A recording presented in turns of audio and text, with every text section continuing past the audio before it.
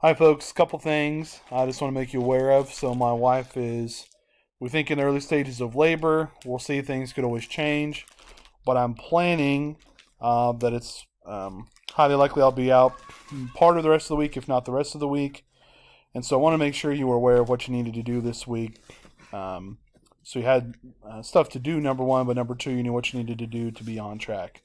So, first things first, thing number one is, if you have any of this stuff outstanding from week 4 from last week that you haven't finished yet, go ahead and get that stuff done first. Just work on that past, present, future project. Incorporate the outline that we worked on. I would even maybe start with the outline, just because it'll help you get a lot of stuff on paper first. So do the outline, then work on the project, pull in some stuff from this Erickson's thing. You can turn in all 3 of those at the same time once you've used what you need. This homework is optional for extra credit. If you did it, great. If not, that's okay. I also still have some weeks 2 and 3 projects that are outstanding that people haven't turned in yet. So if you have any of that stuff, please turn that stuff in to do. So there's plenty there for some of you. Assuming you've got all that stuff turned in or you get it turned in, then we have this week's stuff. Today, for those of you who weren't there today, on Monday, we looked at the ACE score thing, and we took a little ACE score quiz. You can follow all the directions for how to do that. You basically go to the first link right there, and you can see the instructions right here. Go to the first link, take the quiz, and then answer the rest of the questions. You guys can feel free to discuss in class or discuss with my sub if you want to, the second and third questions here. Do you think ACE scores are helpful? Are they accurate? Do they predict behavior? Or do you feel like there's, other critiques you want to make? Are there things that ACE scores leave out? Are there problems with it? Do you think it's a good thing, bad thing? Is it helpful? Is it insightful? What do you think about it?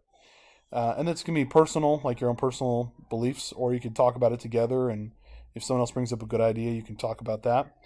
And then finally, the last question is really, okay, what are good things that we could, maybe as a school or just as a culture, what are positive things that help fight those ACE scores? Meaning, what are protective or resilience things that help build up resilience to bad stuff that happens or trauma that happens in our lives? What are things we can do to help deal with trauma?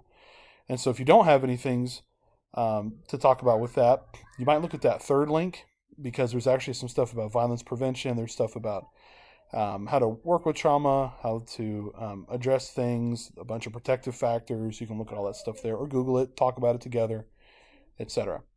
So we started that today. If we didn't get a chance to finish it, or you didn't get a chance to finish it, feel free to go do that. Second thing is another little assignment. Right here it says Humanistic Positive Psych. This little assignment is literally almost blank. All it has here is, excuse me, a little explanation. So you're going to read about humanism. You're going to watch some of the videos I posted and or look through my therapy PowerPoint that talks about humanism, client-centered therapy, and unconditional positive regard. This is kind of the more positive end of psychology, that instead of saying like the ACE score is all about, hey, what's happened to you in your life, what trauma has been back there. It's a little bit psychoanalytic, comes from that perspective. What's bad had happened to you? What happened in your childhood? What's all that kind of stuff? The humanist perspective is much more positive. Hey, what are things we can do? Hey, buddy. What are things we can do to be successful? What are things we can do to grow? How are healthy people working through their stuff? How are healthy people being successful? How does that work? In terms of resources to do this, to fill out this little thing, I basically want you to find and learn 5 things about humanism. I'm going to show you where you can do that. Of course, you can Google it. Obviously, I know you all know how to use Google. But if you go to my files and go to week 5, what should pop up? There it goes. I don't know why they're out of order. I tried to get it to reorder and it wouldn't. Right here, there's a whole folder that says Humanism and Client-Centered Therapy. Take a look at it. This is my way of both introducing this positive counterpoint to the ACE score thing, but it's also my way of talking about therapy early before we talk about it next week with psychological disorders. So I've got a couple places you can look. First of all, there's a bunch of videos here that you can download and watch about therapy. You will have to download to watch them because they're all in a weird YouTube format. You can't watch them from Teams. You have to download them and watch them. The easiest place to look for stuff on humanistic psychology is this little document, What is Humanistic Psychology? It has a whole bunch of stuff about the founders of it. Carl Rogers, this guy right here, and Abraham Maslow. You can read about it. It's 3 or 4 pages long. There's plenty of links and stuff in there that you can look at. It talks about Maslow's hierarchy of needs and some other things. You can read about that. But basically, I just want you to read through this, find 5 things that are interesting to you, and summarize them on that little assignment. And you can use this, or you can look. I have a PowerPoint here that's all about therapy, especially if you want to read more about other types of therapy.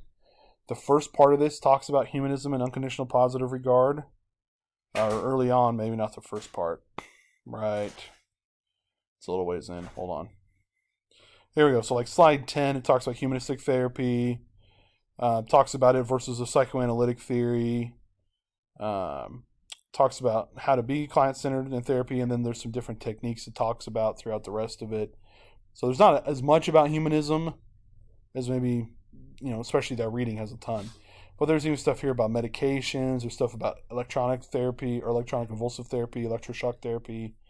There's all kinds of stuff. So if you're interested in that more and you want to get into the therapy part more, that's cool. Or you could talk about 5 things learned about humanistic psychology or therapy.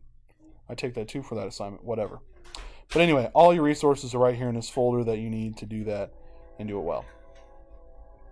The last assignment for the week is a little bit bigger project, but you have a bunch of options for how you want to do that.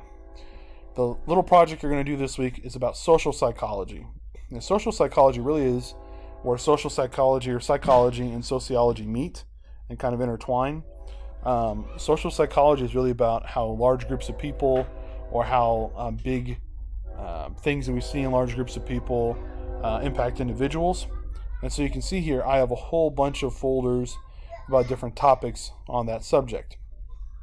If you go to my assignment, so those are all the resources, those are in files.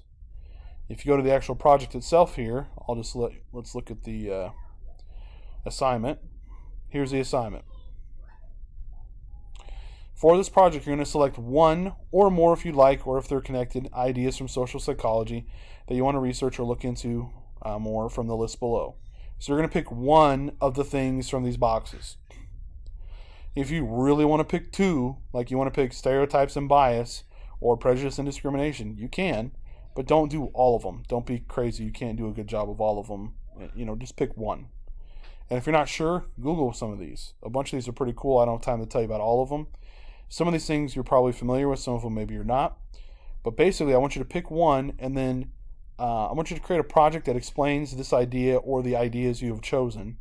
And to do that, I kind of have 4 points for you to kind of briefly follow and start from.